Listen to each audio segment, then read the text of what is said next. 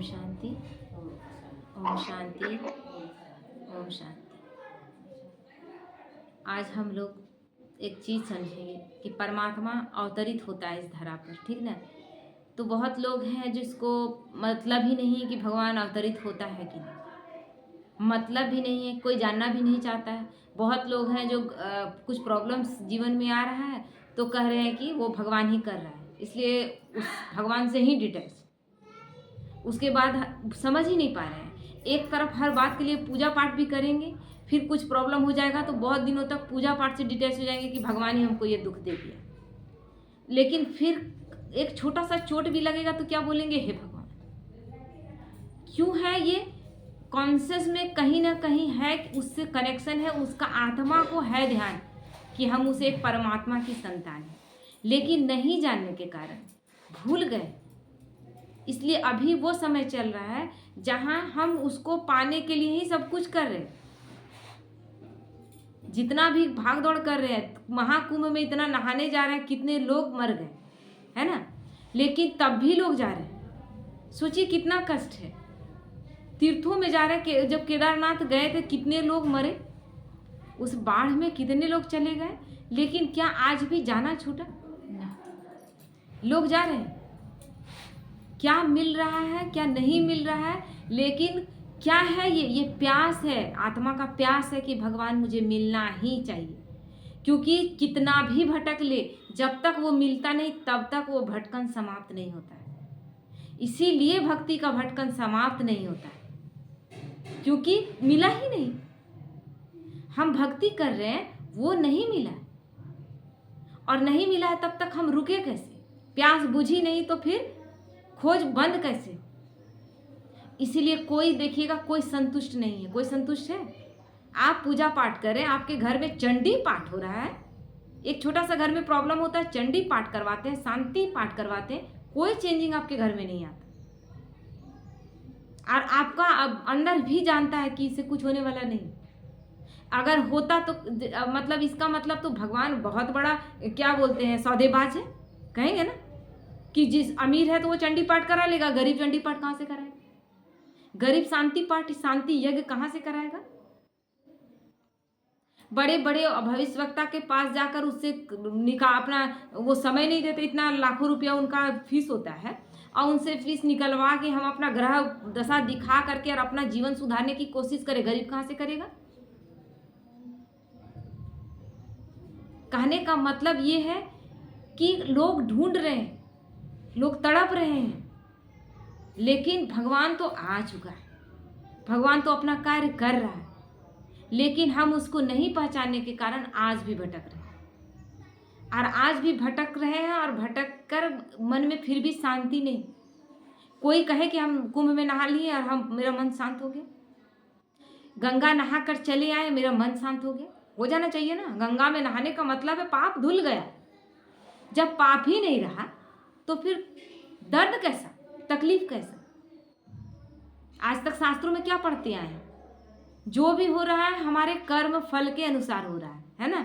हम पाप किए हैं तो पाप का फल मिल रहा है। तो जब हम गंगा नहा लिए तो फिर पाप कहाँ? गंगा में तो पाप कट गया ना, लेकिन नहा रहे हैं, लेकिन कॉन्शियस में है कि नहीं ये सब झूठ है। अंतरात्मा स्वीकार नहीं करती, क्योंकि आत्मा को अपने पिता का ध्यान है कि मेरा पिता कौन है, लेकिन वो भूली हुई। जैसे किसी का याददाश्त चला जाता है याददाश्त किसी का, तो उसको पिछला जो देखा हुआ फिर से देखता है तो उसको याद आता है, हल्का फुल्का याद आना शुरू होता है। फिर बार बार उस चीज़ को दोहराया जाता है, बार बार उस चीज़ को, एक एक चीज़ को फिर देखता है तो उसको याद आने लगता है। अभी भी कुछ लोगों के साथ ऐसा घटना घटता है कि एक बहन के साथ ऐसा घटना घटा, एक रियल बात है ये, एकदम झूठ नहीं, एकदम रियल बात है, कि वो डॉक्टर के पास जाती है, डॉक्टर उसको ऐसा बात बताता है उसके इलाज के संबंध में जिसका कोई इलाज नहीं, उसकी बीमारी का कोई इलाज नहीं है ना। तो वो अपने युगल के साथ दिखा करके, और जब हॉस्पिटल से लॉज पे आती है जिसमें ठहरी हुई थी, वहाँ आती है तो उस समय तक उस सुन्न है, उसका दिमाग नहीं काम कर रहा। कि हमको क्या मतलब क्या मेरे साथ हुआ, इतना बुरा मेरे साथ हो गया। तो ना हंस रही है, ना रो रही है, ना कोई रिएक्शन दे रही है। कभी कभी ऐसा अवस्था होता है। उसके बाद जब आती है, उसके बाद खाना बनाती है, देखिए सब कुछ कैसे हो रहा है। ऐसी स्थिति हो जाती है कि जिसमें हमारा दिल दिमाग कुछ काम नहीं कर रहा है, लेकिन यंत्र के समान कर रहे हैं, मशीन की तरह। क्योंकि मशीन को चाहिए कि हाँ उसको खाना चाहिए। खाना रोज बनाते थे तो सब कुछ ध्यान में है कि ऐसे ऐसे बनता था, वो ध्यान में रखने का जरूरत नहीं है। जैसे हम बहुत अच्छा से गाड़ी चलाना जानते हैं, तो फिर मोबाइल में हम बात करते हुए गाड़ी चला लेते हैं। इतना अभ्यस्त हो गए कि मोबाइल चल रहा है, बात कर रहे हैं, ध्यान कहीं और है, फिर भी हम अच्छे से स्टीयरिंग संभाले हुए, क्योंकि आदत पड़ गई है। तो इसी तरह से वो बना उना ली, खा पी ली, उसके बाद सो गई। अभी तक उसका दिमाग काम नहीं कर रहा, सो गई। साथ में बगल में अपना हस्बैंड कुछ बात कर रहा है, ना वाइफ कुछ बात कर रही है ना। दोनों अलग अलग इस तरफ फेस करके सो जाते हैं। और जब जागते, पत्नी जागती है, तो उसको हर चीज लगता है कि कौन सा कमरा है ये, कहाँ हम आ गए, ये जो बगल में ये आदमी जो लेटा है वो कौन है, ये सत्य घटना, ये कौन है। उसके बाद उस आदमी को देखकर डर लगता है कि कहीं ये हमको किडनैप करके तो नहीं लाया है। तब तक ध्यान में आता है कि ठीक ये नहीं है, ये कौन है, ये हम नहीं पहचान रहे, है ना। उसको लगता है कि ये कौन है, हम नहीं पहचान रहे, कमरे को भी नहीं पहचान रहे, लेकिन हम कौन है ये भी याद नहीं, ये स्थिति की ये भी याद नहीं। तब जाकर शीशे में देखती है, कमरे में शीशा है, उस शीशे में देखती है अपने आप को, तब रोने लगती है कि हम कौन है, चेहरे से तो नहीं पहचान रहे हैं कि हम कौन है। बहुत देर तक रोने के बाद धीरे धीरे एकदम माथा अपना पकड़ करके एक चीज देखती है, बजरंग बली का। उस रूम में एक बजरंग बली का तस्वीर लगा हुआ था, छोटा सा। बजरंग बली को पहचान रही है, उस तस्वीर को पहचान रही है, अपने पति को नहीं पहचान रही, अपने आप को नहीं पहचान रही है। इतना ज्यादा डिप्रेशन में है, लेकिन कभी कभी विश्वास इतना गहरा आता है कि उसको पहचान रही है। लेकिन उसी को पहचानते, उसको देखते देखते एक एक चीज याद आने लगता है। अपना परिचय पहले याद आता है, फिर जो आदमी सोया हुआ है वो मेरा पति है, और हम यहाँ आए हैं, और हम किस लिए आए हैं, इस इलाज के लिए आए थे, और हम इस इलाज में मेरा सब कुछ फेल है, कुछ भी मेरे साथ अच्छा होने वाला नहीं है, सब उसको सब चीज़ याद आने लगता है। तब वो फुट फुट कर रोती है, अब वो फुट फुट कर रोती है। अभी हम लोगों की स्थिति यही बनी हुई, हम लोग का कॉन्शियस में है, लेकिन हम लोगों को याद नहीं। और वही मेरा सब कुछ है, ये हमें कहीं ना कहीं आत्मा को कनेक्शन है, इसीलिए तड़प रहे हैं, रो रहे हैं, तकलीफ में है, बहुत ढूंढ रहे हैं, जा रहे हैं सब जगह, लेकिन वो प्राप्ति का अनुभव नहीं हो रहा है। लेकिन जैसे ही हम बाबा के बनते, जो बाबा के बच्चे बन गए, उनका सबका अनुभव है। सबको कैसा लगने लगता है, जीवन आसान लगने लगता है। जबकि बाबा के जितने बच्चे यहाँ आप देखते होंगे, किसी का जीवन आप आसान नहीं बता सकते। सबका जीवन इतना संघर्षशील, इतना भोगा हुआ है, इतना कर्मभोग, चाहे शारीरिक हो, मानसिक हो, सामाजिक हो, हर तरह का। वैसी आत्माएं यहाँ पर आती हैं। एक छोटा सा ये गीता पाठशाला, सोचिए पूरे विश्व में ये कार्य चल रहा है, तो कितने लोगों को इससे मिलता होगा। तो भगवान अवतरित हुए हैं, ये जब हम अति में चले जाते हैं, जब दुख का अति में चले जाते हैं, जब ढूंढते ढूंढते एकदम परेशान हो जाते हैं, चाहिए क्या मुझे, और वो मिलेगा तभी शांति मिलेगी। तब जब इसमें आते हैं और भगवान से जब मिलन हो जाता है, लग जाता है कि हाँ यही, और फिर इसके बाद दौड़ खत्म हो जाता है, यहाँ से दौड़ समाप्त हो जाता है। तो लोगों को अभी पता ही नहीं है, बहुत लोगों को तो पता ही नहीं, हम उसको ढूंढ कर क्या करें। परमात्मा तो कच्छ अवतार लिया था, परमात्मा तो मत्स्य अवतार लिया था, परमात्मा तो वामन अवतार लिया था, कोई चीज में तो उसको छोड़े ही नहीं। तो उस समय भी लिया था तो क्या कर लिया था, इतने शास्त्र तो पढ़े, क्या कर लिया था, 2-3 राक्षस मारा था और चला गया था। इसीलिए उदासीनता आ गई है सत्य ज्ञान में। इसलिए उदासीनता भगवान के प्रति, उसको पाने के प्रति जो ललक होना चाहिए ना, वो उदासीनता में बदल गई है। लोग तड़प रहे हैं, लेकिन उसी को पाने से एक शांति मिलेगा ये पता नहीं। इसीलिए हमें ये सेवा यहाँ पर बैठकर करनी है। यहाँ आएंगे नहीं, वो जान ही नहीं रहे कि यहाँ आने से सब कुछ ठीक हो जाएगा, नहीं जान रहे हैं। हमें उन तक ज्ञान को, चाहे मनसा सकाश द्वारा, चाहे वाचा द्वारा, उन सब को यही बाबा सेवा करने दिन रात बोल रहा है। बाबा क्या कह रहा है, तुम्हें रहम नहीं आता? जिस दर्द से हम गुजरे हैं, अपने दर्द का तो एहसास होगा ना, कितने दर्द से हम गुजरे हैं। और हम अगर आते हैं और हमको सब चीज मिल गया, लगता है कि मेरे पास सब कुछ, तो कितनी आत्माएं तड़प रही हैं। जब जब सुनते हैं इतने इतने लोग कुंभ गए, भगदड़ हुआ, इतने लोग मर गए, मतलब न्यूज में देख रहे हैं तो इतने लोग मर गए, उनका परिवार कैसा मतलब तड़प रहा है। कोई तो बोल रहा है कि अब जीवन में मेरे परिवार का कोई सदस्य कुंभ नहीं जाएगा, क्योंकि हमने अपने परिवार का सबसे महत्वपूर्ण व्यक्ति खो दिया। तो ऐसे लोगों के लिए क्या हमें रहम नहीं आता? क्या हम चुपचाप सोए रहे? हमें यही सेवा करनी है। हमें मिल गया है वो, और उसको मिलने के बाद अब दौड़ खत्म हो गई। यही दौड़ में सब चल रहे हैं, और दौड़ भी रहे हैं और पता भी नहीं है कि क्यों दौड़ रहे हैं। थक गए हैं लेकिन पता नहीं। उसी कुत्ते की तरह हालत हो गई है, जो आदमी और कुत्ता दोनों साथ साथ चला, घर पहुंचा था, कुत्ता हाँफ रहा था, आदमी आराम से आया था। क्योंकि जहां तहां जा रहे हैं, भटक रहे हैं। क्यों भटक रहे हैं, चाहिए क्या, कुछ पता ही नहीं। तो ऐसे लोग क्यों भटक रहे हैं ये भी नहीं पता, तो कैसी स्थिति है उनकी, कितने तकलीफ में है। और जब जब जीवन में तकलीफ आता है तो उस भगवान को गाली देते हैं, वो मेरे साथ ऐसा कर दिया, वो मेरे साथ ही ऐसा करता है। बहुत लोग को तो सुनिएगा कि भगवान तो 2 रंग करता है। भगवान ना हम लोगों के साथ पक्षपात करता है। किसी का अमीर है तो उसका अमीर में ही है, कोई गरीब है तो उसको मतलब मरे को मारता है, और उठे मतलब जो आगे बढ़ रहा है उसी को आगे बढ़ाता है। ऐसा क्यों करेगा वो? लेकिन फिर भी आप भगवान को ही याद कर रहे हैं, फिर भी आप उसी को याद कर रहे हैं। उसका वजह क्या है? कभी ये जानने का कोशिश किए? कोई अपना घर में बहुत महत्वपूर्ण व्यक्ति शरीर छोड़ दिया, बहुत महत्वपूर्ण व्यक्ति, उसको सब कोई बहुत प्यार करते थे, शरीर छोड़ दिया तो घर से सारी मूर्तियों को, सारी तस्वीरों को फेंक दिया गया, उठा के, है ना, फेंक दिया गया, और बोला कि अब इस घर में पूजा नहीं होगी, अब इस घर में पूजा नहीं होगी। लेकिन ज़्यादा देर नहीं, 3 वर्ष का समय बीतता है, और उस घर में एक बहू आती है और बोलती है कि हम पूजा पाठ करेंगे, और उसको स्वीकार कर लिया। सिर्फ 3 साल में ये बदलाव क्यों? भगवान से उतना ही दिन तक का गुस्सा क्यों? भगवान से गुस्सा है, वो छीन लिया तो मेरा और भी तो चीज छीन सकता है।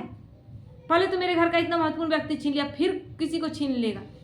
लेकिन फिर भी हम उससे रिश्ता जोड़ना चाहते हैं। क्यों? क्योंकि वो दुख हरता सुख करता है। उसने दुख नहीं दिया, कॉन्शस में है, कॉन्शस में है, लेकिन ऊपर ऊपर से कह रहे हैं कि भगवान छीनता है। भगवान कैसे छीन सकता है?